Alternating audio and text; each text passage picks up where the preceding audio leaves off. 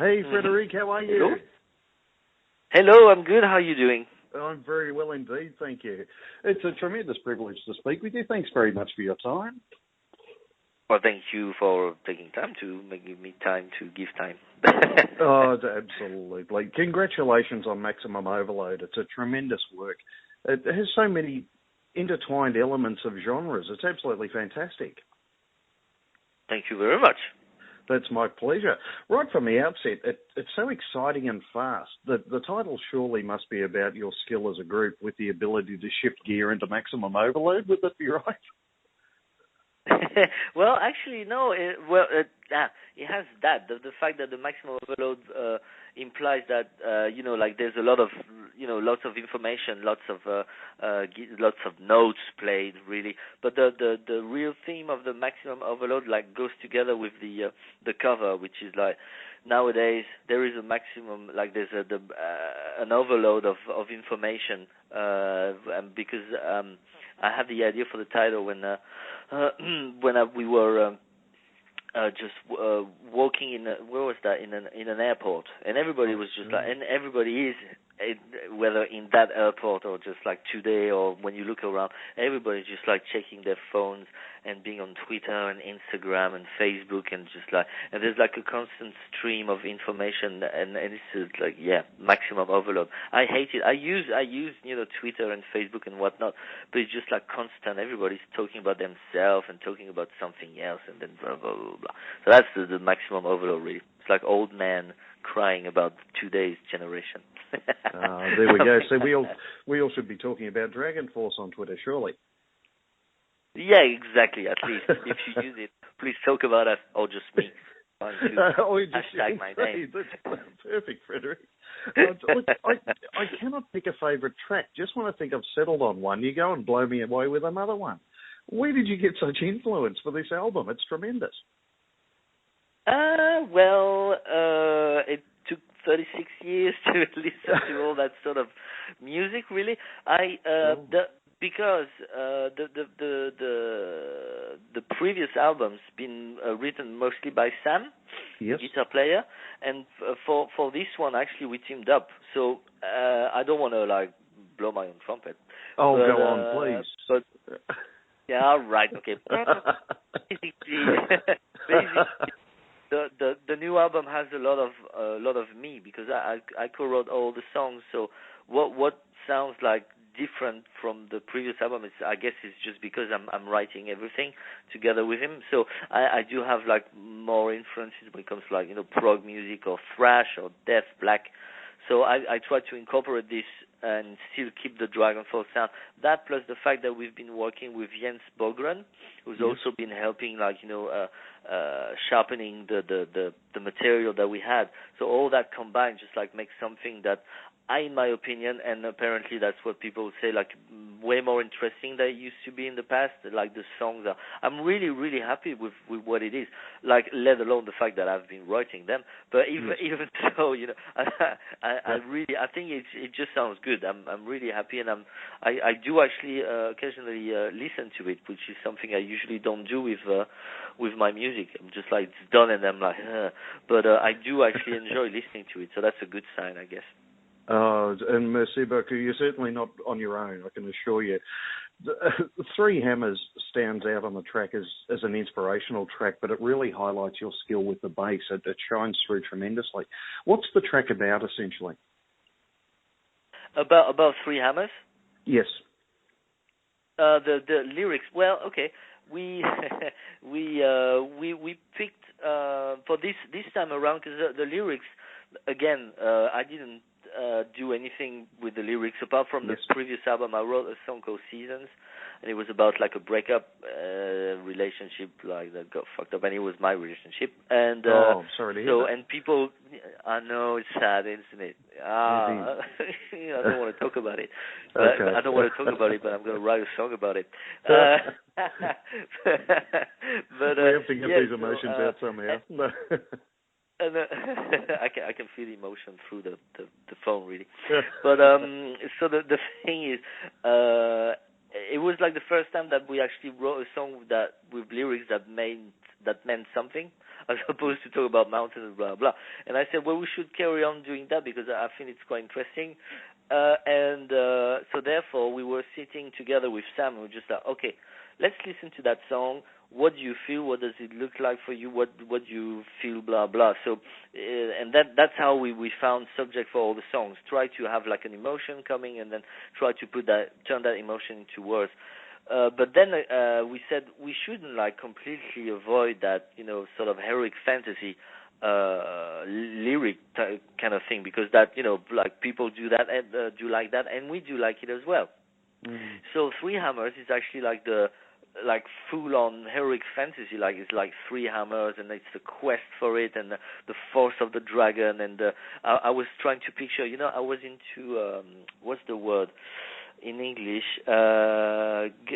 Game books, like it's like a book. You have like the first paragraph, and then if you want to go to the left, go to 45, and if you go to the right, go to paragraph 147. You've heard of that? I have indeed, yes. Okay, see. It's a game book, right? Yes.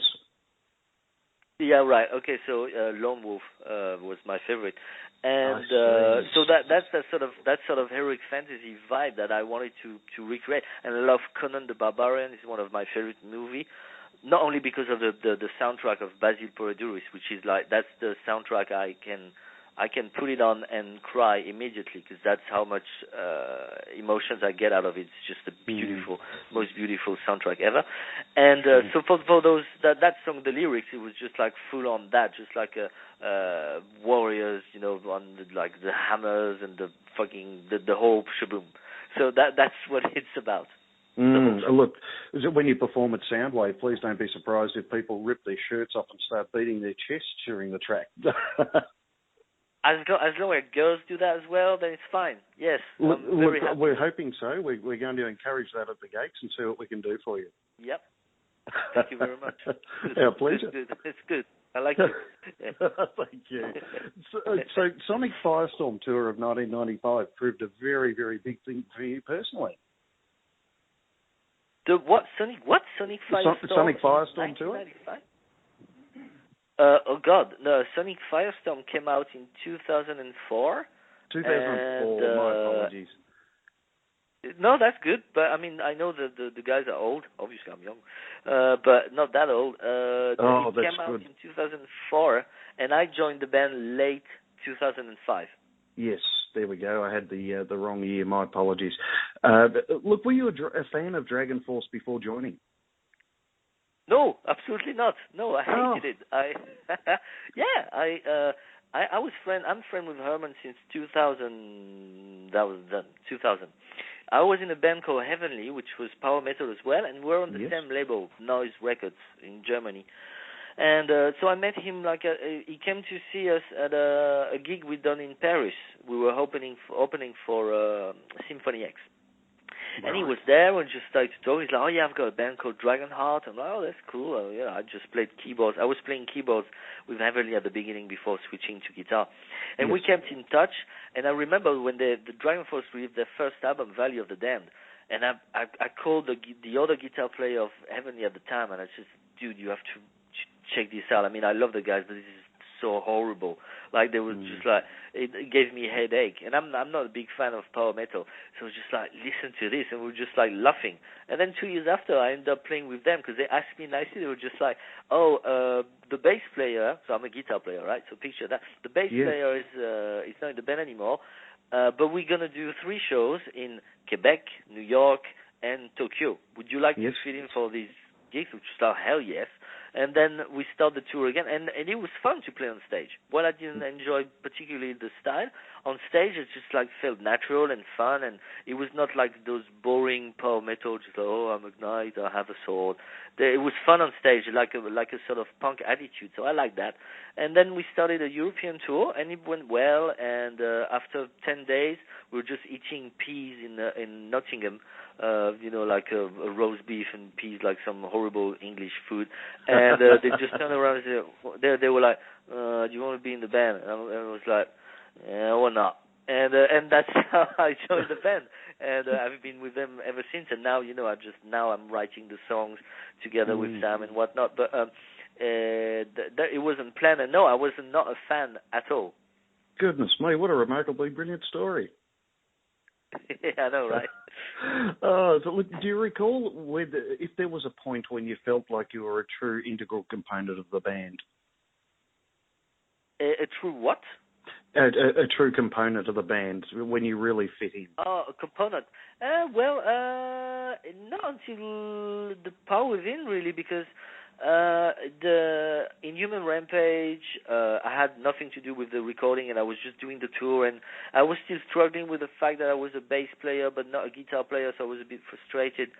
Then I did Ultra Beat Down, but I was not really paying attention. I didn't really like that direction of like lots of keyboards, and I was more like busy, like getting extremely drunk on stage, and I still had a good time, but I was not into that music, blah blah. And then when we did the Power Within, I actually spent a lot of time producing the album, and I felt that they needed me, and they trusted my knowledge in music, because I'm classically trained, and I'm pretty good when it comes to harmonies and whatnot.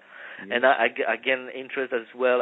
Just like because of that breakup, I had like different goals in life, and I really wanted to put myself in the music, and I did the production and started to write songs, and so that's probably on the Power Within that I started to feel like I was needed, rather than before I was just like, the bass player is there, is a nice chap, and give him a Jack Daniels or two. So. Terrific. Look, I have to ask you, Frédéric, you're an incredibly talented musician with a plethora of accomplishments. I have to ask, what brought you to music initially? What was that again? What goal I had initially? The goal? No, what brought you to music? What made you decide upon music? Sorry. As far as I can remember, there was a piano in my room when I was a kid, when I was a baby, and I could reach and like play with my little car on it. So I was and the fact is, like, my parents play music. They're not professionals, but they play music, and they read around that time that the baby was listening to sounds when it was still in the belly. So my mom was playing music every day. She was playing piano every day, so I guess it's because of them. And then so they got me when I was 7 or 8. They said, you should like start to learn piano, and I was like, why not? And then I really got into it. I found it was like fun. Like learning rhythm, 1, 1, 2, 3, 4, 1, 2, 3, 4, 1, 3, 4, whatever. I found it like very easy and funny. For some people it's just like horrible, but for me it was extremely funny. And I found that the teacher were like, oh wow, he's got really good ears. So I've got big ears, so I guess that's why. But and then I discovered music, and then I discovered heavy metal, and I said, well, instead of playing piano, I want to play guitar, and then the rest that's what I'm doing nowadays. So that's that. So it's all because of my parents and my dad's love for Cliff Richard, really. Oh, wonderful. So how is Maladaptive going? Thanks for asking. I actually rewrote some songs. The problem with Maladaptive, you see, is because I'm away most of the time with Dragonforce, and when I come back, I'm like, I'm a little empty. And the other guys, they have like different, they have like kids now, and they have a job, so they don't do anything until I come back from tour. So every time I come back, and my influences change, and there's nothing set in stone with Maladaptive, because we want to do what we like. But because I'm writing everything, I want to do what I like. So it's one year I'm going to be like, let's do thrash. So we do that, and then I have to go back on tour. So right now we just like we really want to release something this year, but that's what I've been saying for the last 10 years. We're working on it, and I know the drums have been recorded actually, so it's not that bad. The drums have been recorded. I have them at home, and I need to. And I need to do the guitars on it, but it's just like I need to find my voice, because we had a singer, we tried with different singers. We had Dan Nelson, the ex-Anthrax dude. We had him for a little while. We had Arno, who was in a band called Carnival & Co. for a little while, and the other was just like, well, we prefer your voice. I don't really like my voice, so it's a real struggle to try to use it but not hate it, so I'm trying to bury it into lots of stuff. So I don't know, and I've got another project as well that's taking most of my time. It's a death metal project with different people. I can't really tell much more about it, but there's a contract going on, and all the songs have been recorded, and we have a producer working on it, and it's like with really cool people, and I can't wait to be able to talk about it, but I can't right now. Absolutely, yeah. It sounds very exciting indeed, Frédéric. It'll be great. It is actually pretty awesome, I must say. Wonderful. I have to ask you about the finger picks. Changing to the finger picks, did that change or alter your bass style significantly? Well, I actually play with my fingers not that often. I play with a pick most of the time. Sure. Because when they asked me to join the band, like I said, I was not prepared. I didn't have a bass, so I asked my friend for his bass, and I kept playing with a pick the way I play guitar. But the last few years, because I became more confident with the instrument, and as opposed to before being like a frustrated guitar player, now because I do the guitar on the album, like the maximum overload, half of the guitar, the rhythm guitar, it's me playing it, and I do solos and melodies as well. So I've got that sort of recognition on that side, so I can just enjoy being like the bass player on stage, because I know I can play guitar on the album. So that, for me, it's like the right balance. And because I enjoy playing the bass more, I actually started to learn, it's a bit late, but to learn how to play with my fingers. So I was in studio with Jens, the producer, and I was like, well, that part. It would be really cool if like a bass player would play it with his fingers. And he was just like, but why don't you do it? I'm like, well, because I don't know. They're like, well, let's try. So I give a few goes, and actually, I'm able to play with so maybe on the next album I'm going to do everything with the fingers. The only thing is it's very fast, and my fingers get tired easily. So it's easier to play Dragonforce with a pick. But I can nowadays sort of play the first two Iron Maiden albums. That's what I do to rehearse my fingering, if I can use the word. But only talking about music. Yeah, only about music. My fingering is just the first two Maiden albums. That's what I use to practice, and I can sort of play them. So I'm getting there. Absolutely. I was going to comment on that. With the music so fast, it must be difficult to negotiate them without getting tired. Yeah, exactly. So that's why a pick is fine, and all you need is have a strong right wrist. Right. That's all. I is that for the guitar or the fingering? Well, there's a bit of everything, including wanking, really. If you want. So So I've got a good right wrist. Magnificent. Look, we're absolutely thrilled that you're coming out to see us for Soundwave 2015. It'll be wonderful to see you. Do you have a favourite track of your own to perform live? We don't play. We do play it, and I think we're going to play it at Soundwave. It's Symphony of the Night. It's a song I wrote for. It was supposed to be for Japan. It was because I said usually Japanese people they need to have a bonus because the price of the CD is higher over there, so they request to have a bonus just for them. Otherwise, the fans are gonna buy the album, blah blah. Yeah. So I said I'm tired of them having a B grade song, which I would do for a Japanese bonus because I love the country, and I said I'm gonna write a song that's influenced by Japanese metal band. So I had a Japanese girlfriend at the time. She got me into Maddie Smitzer and Onmyoza and whatnot. And wonderful. And I started to write that song. And I love Japanese music anyway. And and I played it to the others, and they were just like, no, that's too good. We're gonna keep it on the album. So all right, that's cool. So that's how it ended up on the album. And the lyrics are about my favorite video game, which is Symphony of the Night, Castlevania. So I really like that song, and I'm glad that people seem to enjoy it as well. So when we play it on stage, I'm like, it's awesome. So that's my favorite one to play on stage. I like to play Sun Is Dead. I don't think we're gonna do it on Soundwave because it takes time, but it's a nice song. It's more proggy, more challenging as a musician. It's mid-tempo. So I like to play these two songs, which are the two songs that I wrote. So. Wonderful! Thank you very much, Frédéric. Well, thank you for that lovely interview. Oh, that's all right. But we can't wait to see you, and it'll be terrific. I've got to ask you personally, if I may, do you like kabuki and North theatre type of music?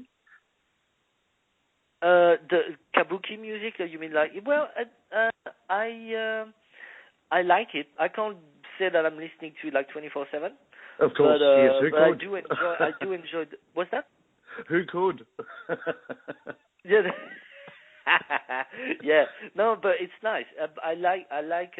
I can't. To be honest, I don't listen to heavy metal that much nowadays. I stick to the stuff I know, but I try to listen to like cow music. So yeah, I love Japanese, like like koto, going like, oh my god, it's lovely. Reminds me of my ex. No, but I've brought her up again. Sorry. But yeah, no, it's just nice. I know the song, the love song was not about the Japanese girl; it's another girl. Just to show off that I had more than two. But you've done very well. You're doing better than me. Yeah. You should. You wanna replace me on bass for the show at Soundwave. Look, if it's going to mean a couple of girlfriends in the future, why ever not? Well, okay. Well, just like you send me an email before, and we see what we can do. But yeah, no, I like to listen to other stuff than heavy metal, and it's refreshing, and it gives you like ideas as opposed to listen to Metallica all the time and then just do an album that sounds like Metallica. At least you listen to kabuki, and you've got an album that sounds like kabuki metal, maybe. So that's a new genre. I think we're on a winner here. Yeah. Or bukake metal. Yeah, let's try bukake metal instead. See how it goes. That sounds terrific. Oh, Frédéric, I better let you go. I'm over time here, but thank you very kindly for having a chat with me today. And it'll be wonderful to see you at Soundwave. Travel safely, my friend. Thank you very much, and looking forward to see you there. Wonderful. We'll see you there. Okay. See you. Bye-bye. Goodbye.